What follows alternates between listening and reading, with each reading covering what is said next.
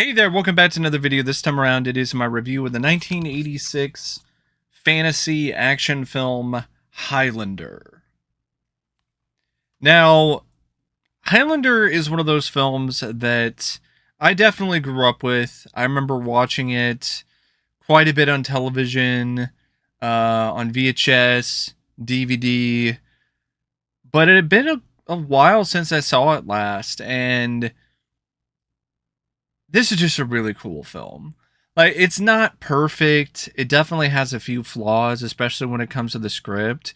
But there's just so much about it that's just so unique, so badass, and so genuinely cool and awesome that it more than makes up for the fact that it has a few issues when it comes to its screenplay.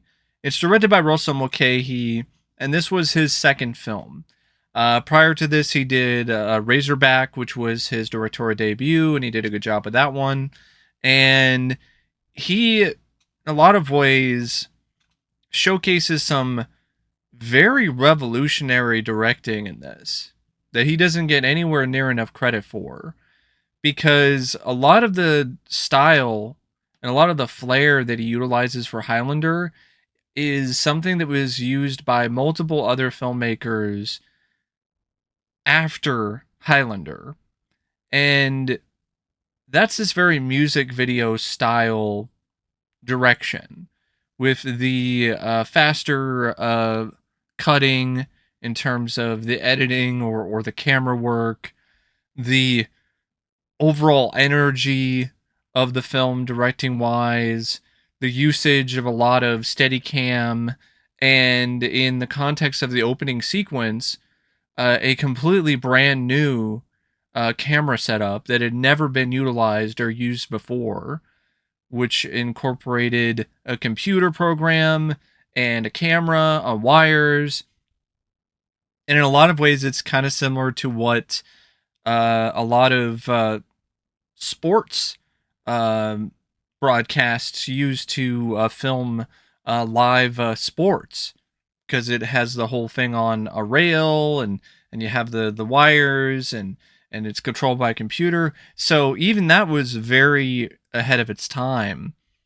And there's just a lot of shots in this that are just terrific and are just absolutely mind blowing in terms of the direction, the way that he establishes his shots and works with the techniques, and especially when it comes to wide shots and the various different sequences involving sword fighting or sword play.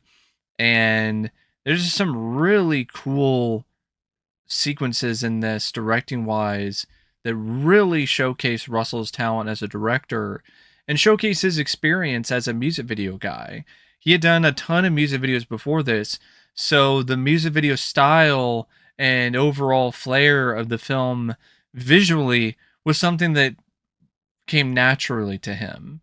And it just adds so much to this movie. Like the finale with Kurgan and Connor at Silver Cup, and just the whole fight sequence in the warehouse, and the way that that whole scene is shot uh, with a steady cam as the camera is just sliding around. It's just a really tremendous film from a directorial standpoint. Very risky, very edgy, very ambitious, and just awesome. It's awesome to look at when it comes to his direction in Highlander. And the screenplay is by Gregory Wyden, Peter Bellwood, and Larry Ferguson, based on a story by Gregory Wyden. This was a story that Gregory wrote for his screenwriting project at UCLA when he was going there for college. And his initial script was different than what was ultimately used for the film. There were a lot of differences involving Connor and his backstory, as well as Kurgan and other characters. So the other writers came in along with Gregory and decided to retool some things and do some rewrites. Now, this is a script that I personally feel is pretty good and far above average at the very least, but it's not great.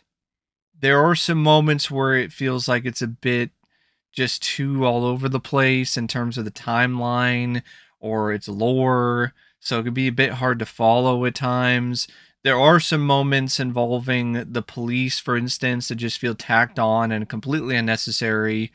Even the love story between Connor and Brenda also feels a bit too forced. So those are all aspects of the script that I feel are not really that great and are kind of weak, but there's still a lot of strong suits. I like its sense of humor. I like its moments of levity because it embraces the absurdity and the weirdness of the concept. I like how it handles the concept of an immortal warrior or a group of immortal warriors and actually shows the tragedy of that. It doesn't show that this is all awesome and cool, that you're an immortal swordsman, that it can actually suck and it can be something that can genuinely be quite miserable and emotionally devastating. And I like the heart that this film has. The stuff involving Connor and his first wife Heather and how she stayed by his side all the way till the end, and that was just a really heartfelt moment. And I like the backstory with Connor and Rachel, who is this girl that he saved during World War II. That was definitely something that I felt was interesting and added a completely different dynamic to Connor and to the overall story.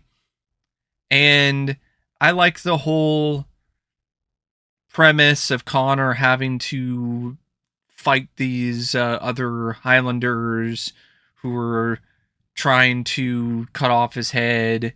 So that adds an extra bit of tension throughout the film. Then you get Kurgan, and I like how Kurgan actually has a past with Connor. He's the one that initially stabbed him and forced. He really is the one that ultimately forced him out of his clan in Scotland all those years ago because he survived what should have been a fatal stab wound, and then they considered him to be a devil, uh, and so they forced him out. But that's also how he met Heather, and also why he ran into Ramirez. And I love the stuff between Connor and Ramirez, the back and forth between the two. The dialogue is really strong. You really do buy that they have this very strong bond and friendship with one another, and that makes Ramirez's death all the more tragic and upsetting. And I also don't mind Ramirez's death because I feel that it's unexpected and it really establishes Kurgan strongly as a very formidable foe and an intimidating one. And I would say the best parts of Highlander, other than some of the stuff in the climax or some of the sequences in modern day involving Kurgan, are really the flashback stuff with Connor and Ramirez, or Connor in different eras or different timelines, because the stuff involving him and the police and the investigation from the police is really boring, and it just doesn't really add a whole lot to the overall plot. The police felt useless. They didn't really come into play at any point later on in the film. In the climax, they didn't really solve anything. It seemed like they're only there because Brenda is a police officer, but she's also a metallurgist who's into a lot of vintage swords. So you could have just had her be a metallurgist, and she just happens upon the parking garage one day and sees the sword slash in the wall and sees that there's a piece of sword in there and decides to do some investigating on her own, and then it leads to her figuring things out with Connor and who he is, and that he's not Nash, and he's been all these different other people throughout all these centuries, and learns the truth about him, and then they fall in love. And I think that would have been fine. You didn't need the police. It wasn't necessary. Oh, they're investigating what's happened with Kurgan. Like that, we don't need that. It's not needed. They don't do anything anyway. Like they bust Kurgan or they solve anything, so it's just pointless. The stuff involving Kurgan though, I think is great because the script just writes this guy as a total obnoxious troll. Like he's trolling Connor, he's trolling Ramirez when he fights him and then ultimately kills him and takes off his head. He he's trolling the people at the hotel, he's trolling people at the church, just being a total just obnoxious, over the top troll. But it just leads to some really entertaining, fun moments with this character of Kurgan. Like the whole bit where he kidnaps Brenda and he's doing this game of chicken with the car with her, and he's just laughing his ass off. It also is something that makes Kurgan stand out more from your typical generic bad guy who's just mean mugging the entire time and is just super serious, and there's nothing really that fun about him. I think there's a reason why Kurgan's a fan favorite for a lot of people, and it's because of the way that Kurgan is written.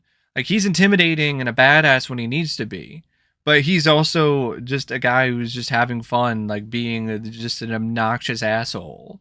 And it's the kind of thing that is genuinely entertaining because of how far this character is willing to take uh, all of those less than desirable aspects of his personality. And like I said, the prior establishment of Kurgan as a viable threat to Connor definitely is something that is quite effective, especially when he reveals to Connor after all these years that he defiled his woman. He thought that it was Ramirez who was in a relationship with Heather, but Ramirez lied. And Connor just finds out about what Kurgan did to his wife now, all these centuries later. So it just gives him even more motivation to cut this guy's head off. And of course, you have the typical sort of finale that involves the girl, the damsel in distress. She gets taken by Kurgan and she's tied up to the sign. And it's up to Connor to save her and stop Kurgan and be the last one standing, to be the one that receives the quickening, the prize. Because all of these other mortals, they're fighting and they're trying to set themselves up for the gathering, where all of these Highlanders, all of these immortals will uh, fight each other so they can obtain the ultimate prize. I will admit the ultimate prize seems a little confusing. Is it ultimate power? Is it you're no longer immortal? Because some of the bits near the end, it's insinuating that, oh, the prize is that you're no longer immortal and you can have children, but then you also have this power. So I'm like, is it both? Is it only you're not immortal and you can have kids? I don't.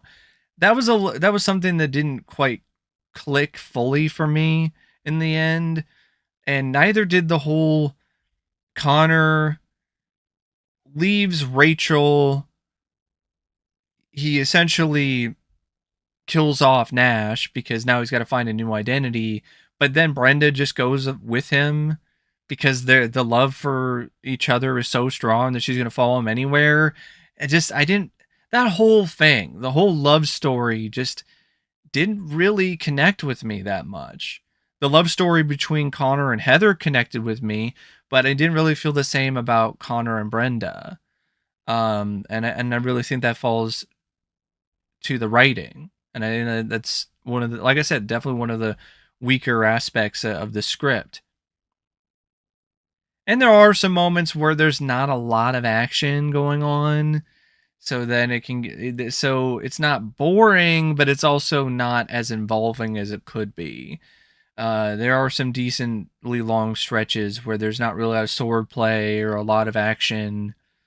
Um, but it's ultimately, in my opinion, rewarding in the end with the final fight between Kurgan and Connor. And there's a lot to love. There's a lot to like about Highlander in the end. And it's just such a unique and interesting idea. And it's not always executed as well as it could be from a screenwriting perspective, but it's executed well enough to the point where it's still a rather efficient and a rather effective story and overall film. The cast, in my opinion, is for the most part great. Like Christopher Lambert as Connor McLeod. Here's the thing about Christopher. When he was hired, he didn't know any English. He could not speak English. The producers in the studio, they were not aware of that, so they were understandably not happy. But it ultimately worked out in the end. But it was a problem. It was something that made the shoot and made certain aspects of the film a bit difficult. It's probably why there isn't a lot of dialogue for Connor. It's probably why there isn't a lot of scenes where Connor is really trying to emote that strongly or that much, because Christopher isn't really that adept at English. But he worked hard. He gave everything he had at the time into it, and it shows. Like, he still learned enough English to still speak in a way that was still relatively clear and understandable. And he still had a certain charm about him. And I think the reason why he was ultimately cast is because Russell Mulcahy, he thought he had a very interesting and intriguing and kind of mysterious aura about him. And he definitely brings that to the film. I mean, from the opening scene alone, where you have that awesome traveling shot that just zooms in on him while he's sitting there in the stands at this wrestling match, like, he has that striking look to him. So it is definitely a positive when it comes to his on-screen presence, even when the acting isn't necessarily the best. I gotta be honest, there are some moments of his line delivery that are reminiscent of Tommy Wiseau. They really are. And I just have to be honest. Like, it's on that level. It's like, oh, I did not cut off his head. I did not do it. So, you do have some sort of stuff like that, but I still wouldn't want it any other way, even though Kurt Russell, of all people, was initially cast to play Connor McLeod. Can you imagine this film? Can you imagine Highlander with Kurt Russell? I love Kurt Russell, but I can't see that working. It just doesn't seem like something that I think would actually be that effective. Like, you could definitely grow out the mullet and have the long hair, but I don't know about a convincing Scottish accent. I don't know about all this other stuff. I just don't think he would have been the right fit for Highlander. And it was actually Goldie Hawn, who was like, yeah, you're not the right fit for this. And so he decided to pull out, and that opened up the door for Christopher Lambert. There were other people that were maybe considered at the time. I think one of them was like Peter Weller, which I'm like, I love Peter Weller. He's my guy, but like, I can't see that either. Um, so it was just fated. It was just fate that Christopher Lambert would get the role of Connor McLeod. And Sean Connery, he basically only did it for another paycheck. And initially he was, I think he made a bet with Russell Mulcahy. He was like, there's no way you're going to get all my scenes done in 7 days. and they did get all this his scenes done in 7 days. So Connery had to pay up, but Sean, even though initially he did it just mainly for a check, it was something that he really ultimately enjoyed. He really liked doing this shoot, so much so to the point where he and Christopher Lambert became genuine friends. And uh, Christopher's friendship with Sean is the main reason why Sean Connery was back for Highlander 2. And honestly, Sean Connery's performance as Ramirez is one of my favorite parts of the film, and definitely one of my favorite roles of Sean's. I really like his performance in this. And Clancy Brown as the Kurgan is just a blast. Just so brash and just obnoxious, but in a way that is fun to watch because of just how balls to the wall this performance is. Apparently, he did it for free because Schwarzenegger was asked to play the role, but he turned it down. I think there were some other people that were maybe considered, like Scott Glenn of all people, but he ultimately decided not to do it, which is interesting that Kurt Russell and Scott Glenn almost did another film written by Gregory Wyden before Backdraft, because they ultimately would be in that film in 1991, but the stars didn't align for them to be in Highlander. I think Roy Scheider was also considered to be the Kurgan. I love Roy Scheider, but that doesn't make any sense either. And Brown's story differs. So there were other interviews where Brown mentioned that he was happy to do the film just to be able to work with Sean Connery. But then there's other interviews with Brown where he's saying that, oh, the producer screwed me over and they didn't pay me anything, and and they didn't pay me any royalties and so on and so forth. And I'm like, which version of this is true? And I'm pretty sure that it's closer to the middle here. Like he probably agreed to do it just to work with Sean Connery initially. But then when the film actually became a hit on home video and he wasn't getting any residuals for it, then he understandably felt a little miffed and upset about that. So then the story changed a little bit.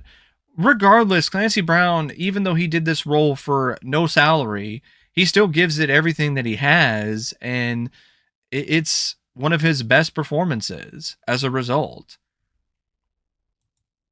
And honestly, one of the more memorable villain performances of the 1980s. Like, it is genuinely that good. Now, the rest of the cast, though, isn't really on the same level. Roxanne Hart is Brenda Wyatt. Roxanne Hart seems like a really nice gal. If you watch her interviews and, read some of the stuff that she said about her time working with everyone involved with the film and working on Highlander. But I don't think she's that great of an actress, and she just doesn't really have that much chemistry with Christopher Lambert, and she doesn't really have a ton of charm or personality. She's just kind of there. I read something that Catherine Mary Stewart, who was in Night of the Comet and in a few other films like Night Flyers, and she was also Alex Rogan's girlfriend in The Last Starfighter. She was initially cast to play this character, but then she just dropped out for whatever reason. And I'm really curious as to the reason why. I think she would have been great. I would have loved to have seen her in this. I think that this would have been a great role for her. And I think the film would have been better if she was in it, because I just felt Brenda was one of the weakest parts of the movie cast wise. Beatie Edney I thought was excellent as Heather McLeod in the few scenes that she had. I thought she was quite good.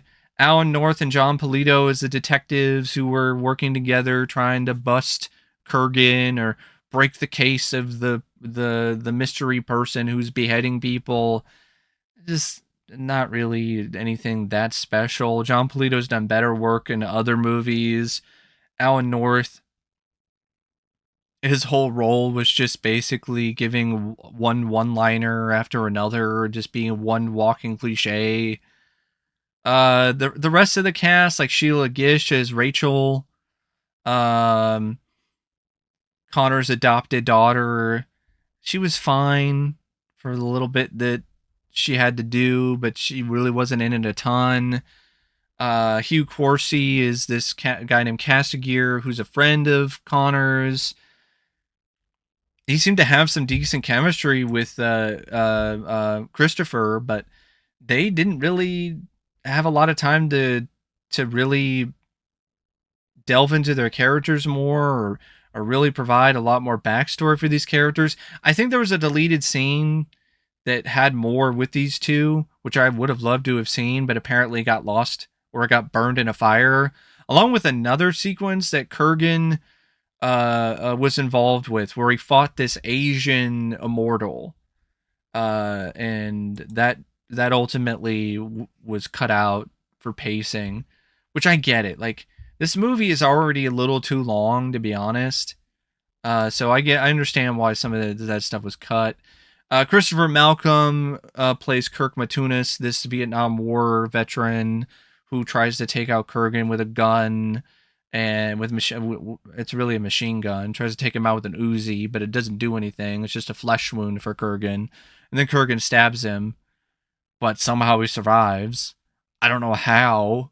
He got stabbed with a broadsword, like the size of my head, in the stomach, and he's fine.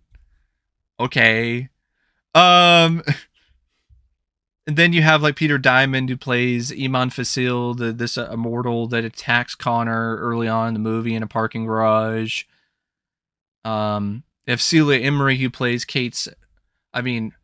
she plays Kate McLeod, Connor's lover in the 1500s before he met Heather, who turns on him when she sees that he survived his supposedly fatal sword wound.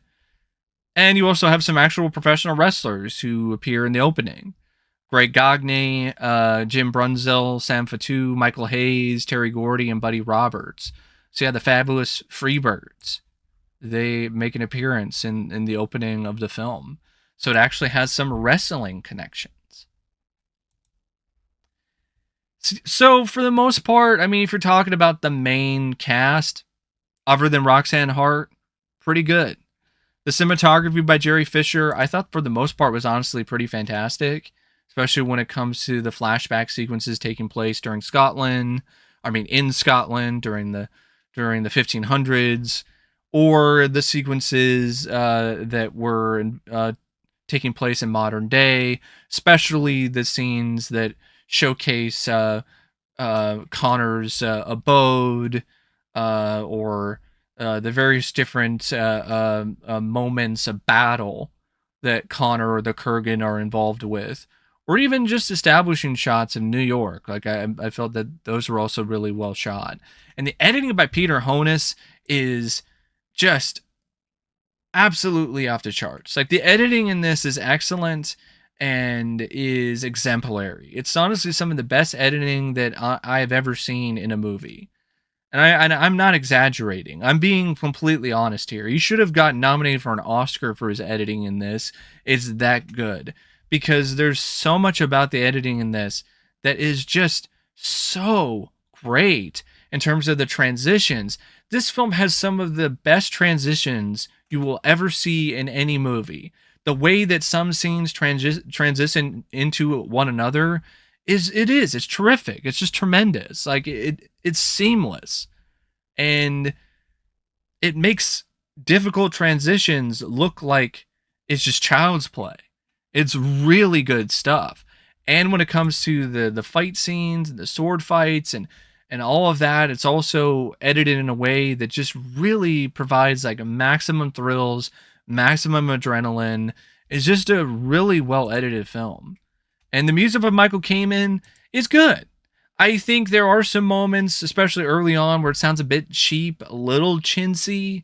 But then as the film goes on, it really starts to hit its stride, and it becomes genuinely great and at times remarkable. Like the instrumental version of Who Wants to Live Forever, for instance, is some really fine work, and so are a lot of the other main themes that Kamen utilizes throughout the score.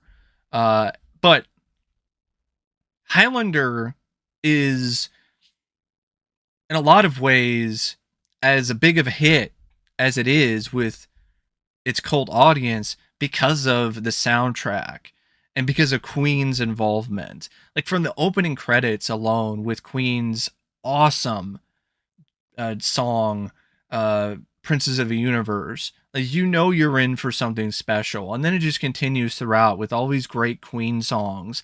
Some Kind of Magic, Give Me the Prize, Who Wants to Live Forever. Just a really great soundtrack, and what it features honestly some of my favorite songs by Queen. And for the budget, which depending on different people, it varies, but it seems like the budget was around 19 million. For the budget, I think they were able to do quite a bit. Definitely when it comes to the direction with the ambitious camera work and a lot of the explosions and a lot of the stuff involving the quickening, even some of the visual effects in the finale with the quickening and all the spirits and all the electricity and stuff flowing into Connor,